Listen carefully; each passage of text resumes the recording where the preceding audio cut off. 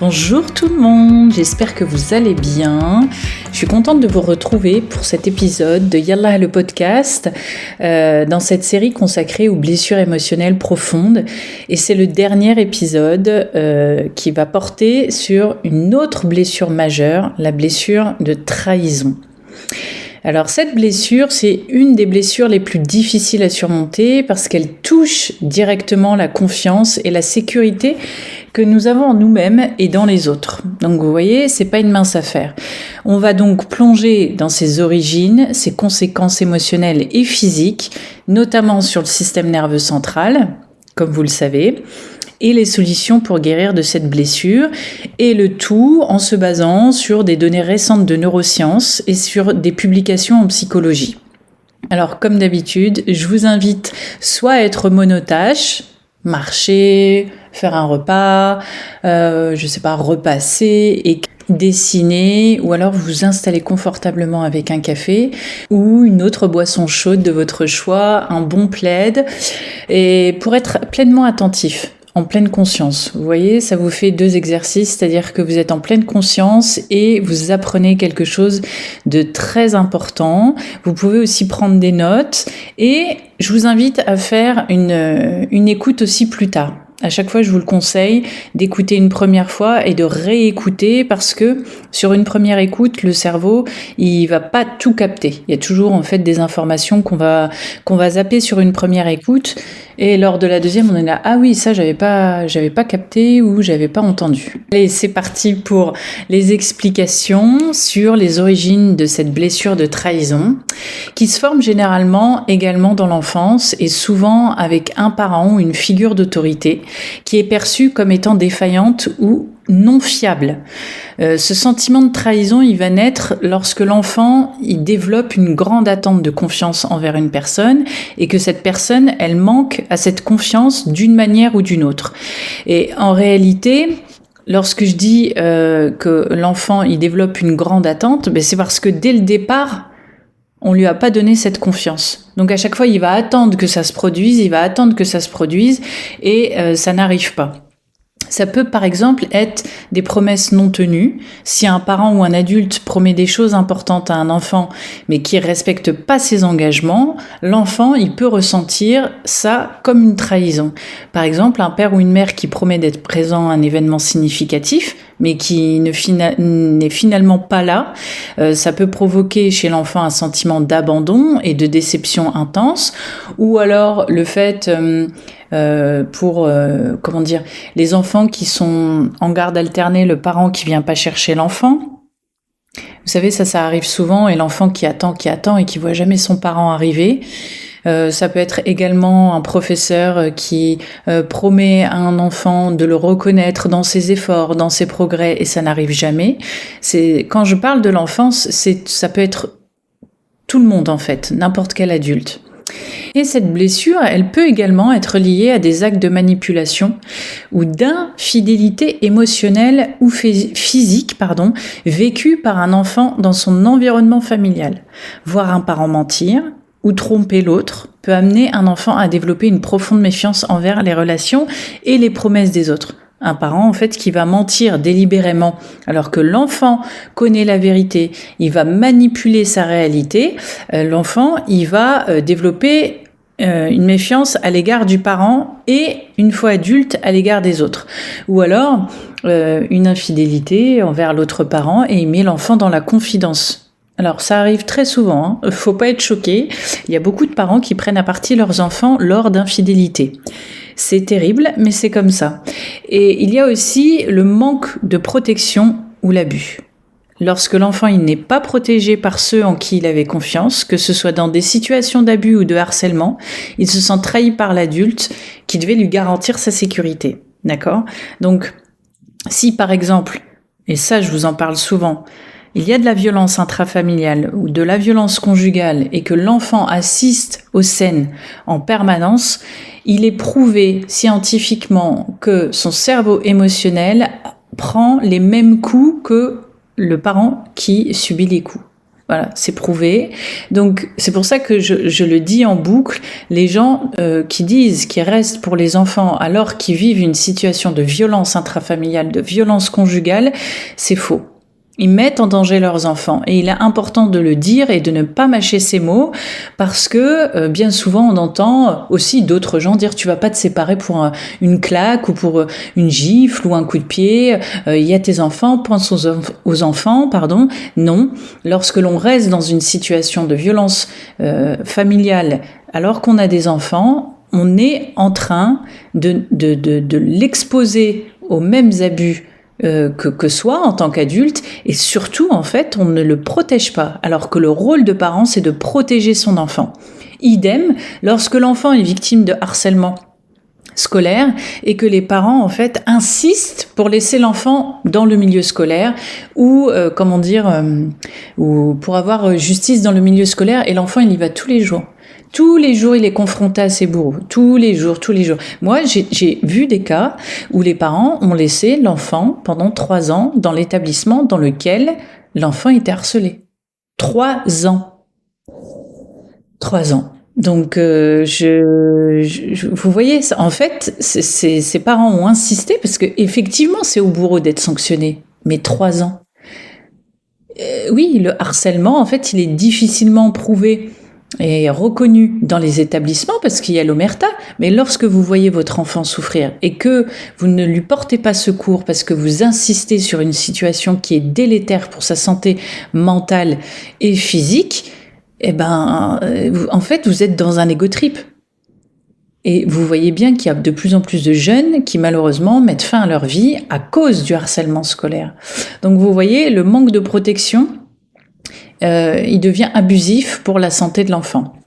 Donc, lorsqu'il grandit, il n'y a rien qui va lui garantir d'être en sécurité avec un autre adulte, puisque son adulte référent ne l'a pas protégé lorsqu'il aurait fallu qu'il le protège. Alors tous ces exemples que je vous ai donnés, bien évidemment, ils vont avoir des conséquences sur le développement émotionnel et relationnel de l'enfant qui est subi, et forcément de l'adulte, et les conséquences de cette blessure de trahison, elles vont s'étendre bien au-delà de l'enfance, du coup, comme je vous le dis, et affecter profondément la vie d'adulte, notamment dans les relations interpersonnelles et la manière de gérer la confiance et la responsabilité.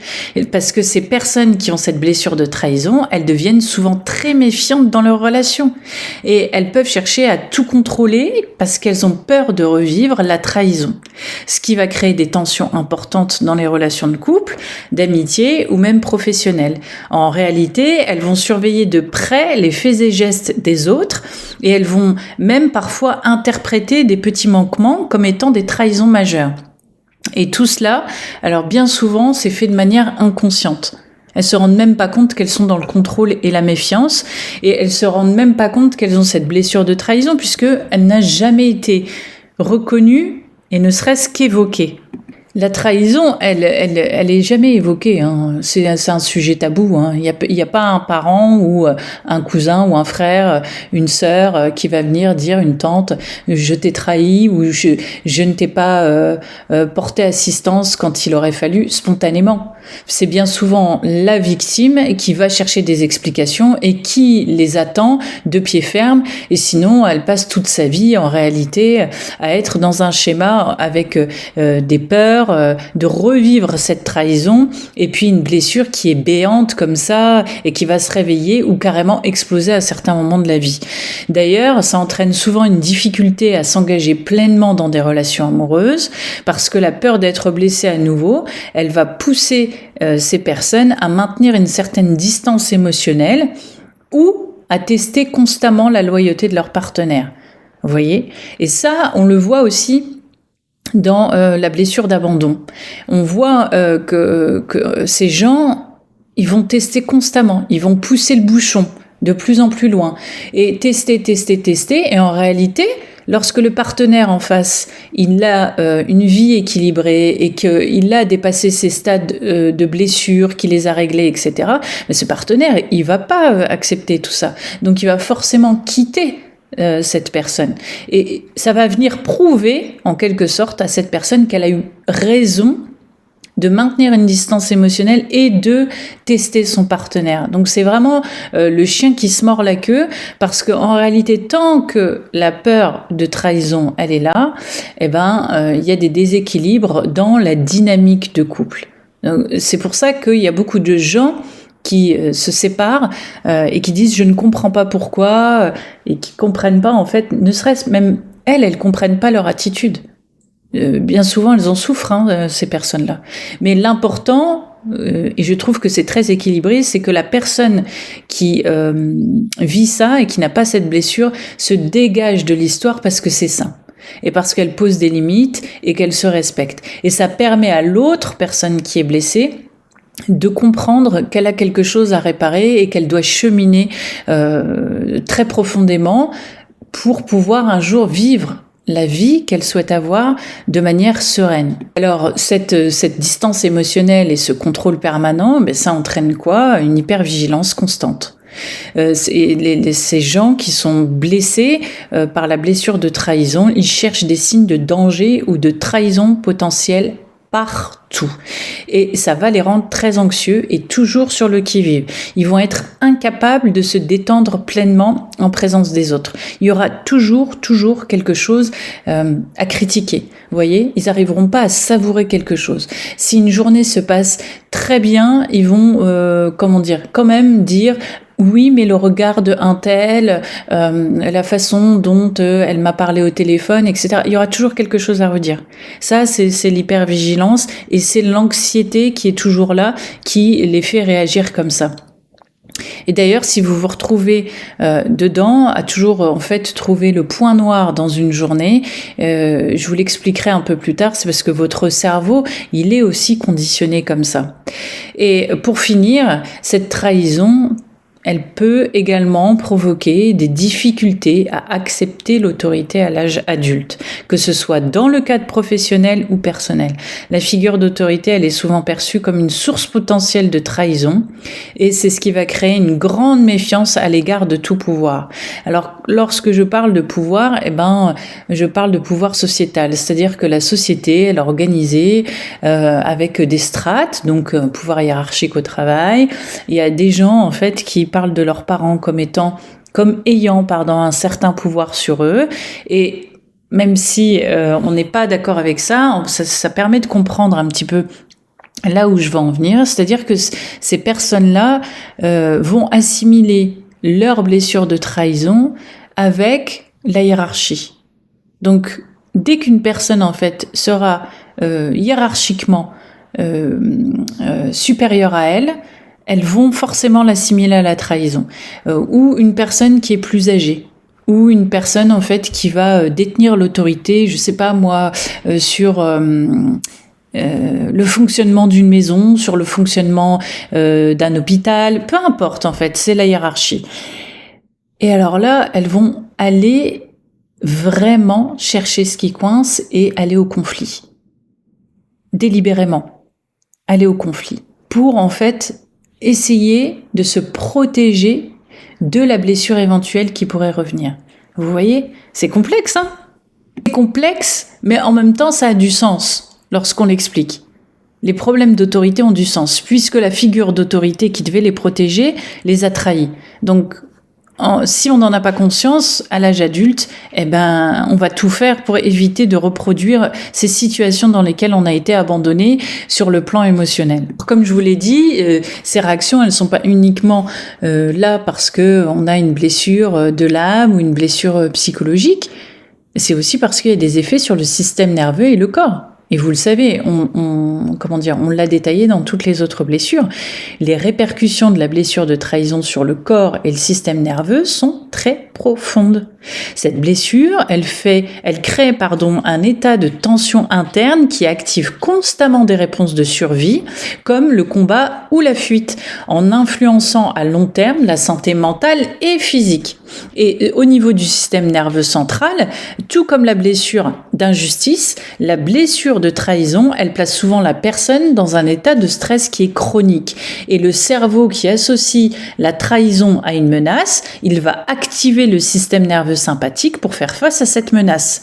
Cet état de vigilance permanente conduit à une hausse du cortisol, comme vous le savez, l'hormone du stress, avec des répercussions physiques comme des troubles du sommeil, des troubles digestifs ou une baisse de l'immunité. Bien souvent, les gens en fait qui ont la blessure de trahison, ils ont souvent le nez encombré, sinusite permanente. On le voit très souvent. Et c'est pas tout, il y a une altération de l'hippocampe et du cortex préfrontal. L'hippocampe, qui est responsable de la gestion des souvenirs et des émotions, est également impacté par des expériences répétées de trahison. Les études montrent que le stress chronique lié à cette blessure, ça peut réduire la taille de l'hippocampe en affectant ainsi la capacité à réguler ses émotions et à créer de nouveaux souvenirs émotionnels qui vont être neutres. Vous voyez, ce qui fait que ces gens-là, ils vont souvent vous évoquer des souvenirs qui vont être négatifs ou alors excessivement positifs, mais excessivement positifs. Donc ça veut dire que ça va être surjoué dans leur cerveau. Et le cortex préfrontal, lui, il joue un rôle dans la prise de décision et la gestion des réponses émotionnelles, mais il va être affaibli, comme dans le cas de la blessure d'injustice. Et ce qui va rendre difficile la régulation des comportements impulsifs et des réactions exagérées face aux signes perçus de trahison. Parce que je vous le répète, il y a les signes perçus et la réalité de la situation. D'accord ? Et quand en fait cette blessure elle est à vif, bien souvent les gens ont une explosion traumatique et donc les gens qui vont les regarder, ils vont pas comprendre leur réaction, mais eux à l'intérieur c'est énorme. Et c'est pour ça qu'autour ils sont incompris et que les gens vont bien souvent leur dire c'est disproportionné. Mais en réalité c'est réellement comme ça qu'ils le vivent. C'est explosif. Pourquoi ? Parce que dans leur psyché d'adulte ils revivent la blessure de l'enfance. D'accord ? Et ce qui est recherches publiées dans les journaux tels que le Psychosomatic Medicine, qui ont révélé que les personnes ayant une histoire de trahison émotionnelle, elles sont plus susceptibles de développer des maladies auto-immunes, des problèmes cardiaques ou des troubles chroniques comme la fibromyalgie. Et ça s'explique par l'activation constante du système de stress du corps qui finit par brûler les réserves d'énergie et affaiblir le système immunitaire. Là, vous allez faire un lien rapide. Pourquoi des problèmes cardiaques ? Parce que le cœur, il s'emballe en permanence. D'accord ? En permanence. Donc, il peut y avoir des problèmes cardiaques, ensuite cardiovasculaires, parce que c'est un emballement, toujours. Et la fibromyalgie, c'est les douleurs. C'est le corps qui va réagir à cette douleur psychique qui n'est pas entendue et donc qui a besoin de s'exprimer d'une manière ou d'une autre. Et tout cela tant que ce n'est pas entendu, d'accord ? Parce que le cerveau des personnes blessées par la trahison, il est continuellement à la recherche de signaux de danger dans les relations. Donc le corps, il va être tout le temps tendu. Ça va activer l'amygdale, la partie du cerveau liée à la peur, et ça rend les individus beaucoup plus susceptibles de réagir de manière disproportionnée aux petites offenses et aux malentendus, et donc leur corps aussi. Vous voyez, le corps, il est en tension permanente, puisqu'on l'a vu un petit peu avant. Il y a aussi l'hypervigilance. Vous voyez, c'est pas rien. Cette blessure de trahison, elle est vraiment très impactante sur notre santé. Si vous arrivez à déceler que vous avez une blessure de trahison, si vous arrivez à recollecter vos souvenirs et que vous vous voyez enfant qui est trahi d'une manière ou d'une autre, je vous recommande une chose, c'est d'aller rechercher cet enfant intérieur et d'essayer déjà, rien que comme ça, de lui parler en tant qu'adulte et de lui dire « T'inquiète pas, tout va bien, je suis là et je te réconforte ». Je sais que c'est pas évident et ça ne suffit pas à guérir de cette blessure, mais c'est un premier pas. Si vous vous reconnaissez dans un des aspects, faites-le et vous allez voir. Faites-le en fermant les yeux, en prenant une grande inspiration et en serrant cet enfant que vous étiez dans les bras, et vous verrez déjà que ça va vous faire énormément de bien. Pourquoi ? Parce qu'en tant qu'adulte, forcément, vous avez revécu cette trahison, ne serait-ce que par un conjoint, une amie, ça peut être un frère, une sœur, une cousine, un collaborateur, et ça l'a réveillé en tout ou partie, comme quand vous étiez petit. Pourquoi je vous dis ça? Parce que c'est le premier pas vers la guérison que vous pouvez faire de vous à vous. Et bien que cette blessure, elle soit profonde, vous savez qu'il est possible de guérir avec le bon travail introspectif et un soutien adéquat. Et la première des choses, c'est de reconnaître et d'accepter la blessure. Parce que comme toute blessure émotionnelle, c'est la première étape qui vous emmène vers la guérison. Il faut reconnaître que cette blessure existe et qu'elle influence nos comportements. Il faut bien prendre conscience de la méfiance et du besoin de contrôle qui découle de cette blessure de trahison pour justement commencer à désamorcer tous ces biais en fait que l'on a accumulés toute sa vie jusqu'au moment où on en a pris conscience. Je vous en ai beaucoup parlé, mais la TCC, la thérapie cognitivo-comportementale, c'est vraiment quelque chose de très bien pour commencer à soigner cette blessure et bien évidemment le MDR, la désensibilisation et le retraitement par les mouvements oculaires qui vont aider à rétablir la confiance et à travailler sur les traumatismes. Le MDR en particulier, c'est hyper efficace pour traiter toutes les blessures dont j'ai parlé, pas que celle de la trahison, parce que ça va venir réduire l'impact émotionnel. Et c'est ça l'important, c'est de réduire l'impact émotionnel et même de retirer complètement l'impact émotionnel. Et comme ça, si jamais on a affaire de nouveau à l'âge adulte à cette blessure, on va pas réagir. Ça va pas venir en fait appuyer, vous savez, comme si on appuyait sur une arcade sourcilière qui saigne. Voilà. C'est exactement pareil. Je dis délibérément une arcade sourcilière parce qu'en fait, une arcade sourcilière, ça saigne énormément. Et si on appuie dessus, c'est terriblement douloureux. Là, c'est pareil. À chaque fois qu'on rouvre cette blessure, c'est exactement la même chose. C'est très douloureux et c'est le MDR, c'est en ça que c'est hyper efficace et que à chaque fois qu'on a des gens qui ont cette blessure et qu'on les soigne avec le MDR, ils gagnent en légèreté. Ils le disent tout de suite. Ils ont l'impression que leurs épaules sont légères, que leur corps est léger et ils sont là à dire « Ah, ça y est, à l'intérieur, c'est enfin calme ». Bien évidemment, avant ça passe par une rééducation de la confiance, d'abord en soi, puis dans les autres, et ça implique des petits actes de confiance réciproque dans les relations et de travailler à ne plus projeter les expériences passées sur les nouvelles situations. C'est une réelle rééducation de sa personnalité, de sa façon de réagir. C'est vraiment, vous savez, comme quand on apprend à faire du vélo. On réapprend tout de A à Z et petit à petit. Vous voyez? Et c'est vraiment en y allant petit à petit et en étant bienveillant envers vous-même que vous allez y arriver. Ça pourrait, par exemple, avoir l'apparence de faire le soir une rétrospective de ses réactions de la journée et de se dire « Tiens, j'ai réagi comme ça, j'analyse et la prochaine fois, au lieu de réagir directement, je réfléchis, je fais un step back et ensuite je dis ce que j'ai à dire. » Voilà. Et plus vous allez apprendre à saisir, apprivoiser ces émotions, plus vous allez être le gagnant dans l'histoire.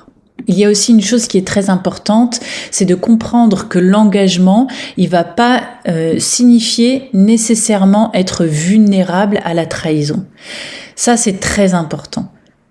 Ça va vous demander un processus progressif de réouverture à l'autre, tout en étant à l'écoute de vos propres limites, mais vous allez sentir que lorsqu'on est engagé envers quelqu'un, lorsqu'on est en couple, lorsque on est engagé envers quelqu'un au niveau d'une société, d'une entreprise, etc., on n'est pas forcément vulnérable. Mais non, puisque on est l'adulte qui a guéri. Et lorsque on est guéri, on accepte déjà de 1 que par moment on est vulnérable et de 2 surtout que si on l'est, il y a une solution.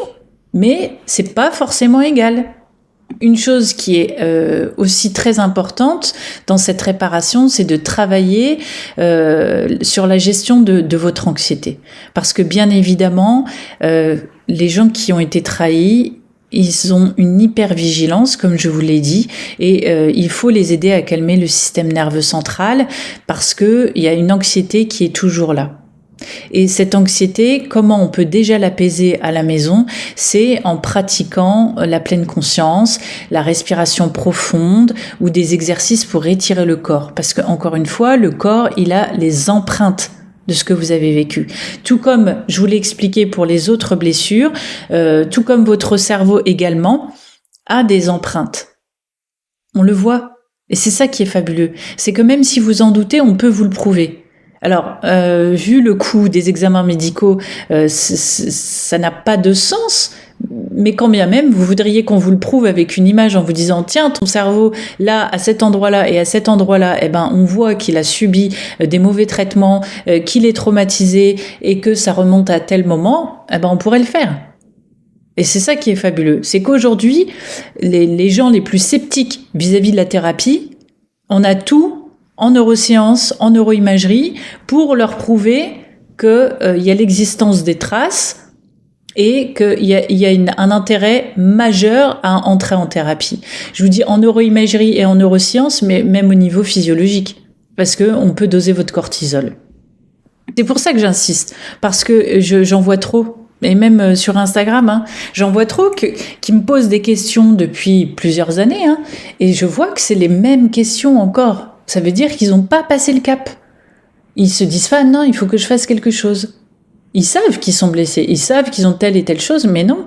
Et ça, c'est l'empêchement de la culture, du conditionnement, aussi de cette façon de vivre qui est de dire c'est comme ça, c'est ma vie, elle changera jamais. Il y a que les autres qui ont le droit d'être heureux, qui ont le droit d'avoir un niveau de vie décent, etc., etc. Vous savez, toutes les croyances limitantes qu'on a pu intégrer, ingérer lorsqu'on était petit. Alors qu'en réalité, vous avez tous le droit, on a tous le droit, c'est un droit acquis de naissance, d'être heureux et serein, et ce, quel que soit le domaine de notre vie. Alors bien évidemment, la vie, elle est jonchée de hauts, de bas, de choses très dures, dramatiques, etc. Mais ce qu'il y a de bon, c'est que lorsqu'on fait une thérapie, on apprend à surfer là-dessus. Nous ne sommes plus condamnés, de ce fait, à subir toute sa vie. Et c'est ça qui est magnifique. Vous comprenez maintenant que bien qu'elle soit profondément enracinée dans nos premières expériences, elle peut être guérie avec le temps, avec de la patience, de la bienveillance envers soi-même. Il faut prendre conscience de ces effets, à la fois sur notre esprit, notre corps, notre cœur, et on peut amorcer un chemin de reconstruction de la confiance. Parce que, comme je vous l'ai dit au tout début de l'épisode, c'est la confiance qui est altérée dans la blessure de trahison. C'est vraiment l'axe majeur qu'on vient travailler, c'est la confiance en soi et envers les autres. C'est se libérer de la peur de la trahison qui va permettre de créer des relations plus saines et de retrouver un sentiment de sécurité intérieure. Et si vous avez besoin d'une amorce pour commencer, posez-vous cette question. Qui êtes-vous véritablement si vous n'adhérez pas, sans réfléchir, à ce qu'on vous a envoyé, à ce qu'on vous a légué, à toutes ces blessures qu'on vous a données? Si vous suivez pas aveuglément ce que votre culture, elle vous impose ou elle vous dicte, vous êtes qui? Vous êtes qui si vous décidez de vivre pleinement votre vie, si vous décidez de guérir? Essayez de réfléchir à ces questions. Elles sont vraiment lourdes de sens. Comment est-ce que vous allez vous définir véritablement? Si vous cessez d'être dans ces blessures, d'être dans la victimisation, d'être dans la souffrance. Elle est comment cette personne? Comment elle vit? Comment elle organise ses journées? Comment elle sourit? Comment elle aime? Comment elle accepte d'être aimée? Alors je vous connais un peu, Je sais que ces questions elles peuvent être déroutantes, mais elles sont ô combien importantes.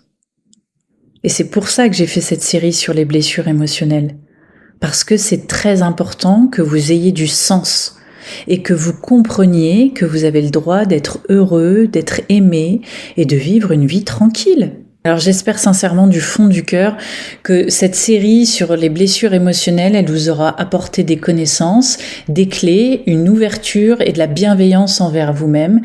J'espère sincèrement que vous allez passer le cap, que vous allez aller au-delà de votre peur et que vous allez prendre soin de vous. Et j'aimerais que vous reteniez une chose, vous êtes tous et toutes des êtres exceptionnels, uniques et originaux.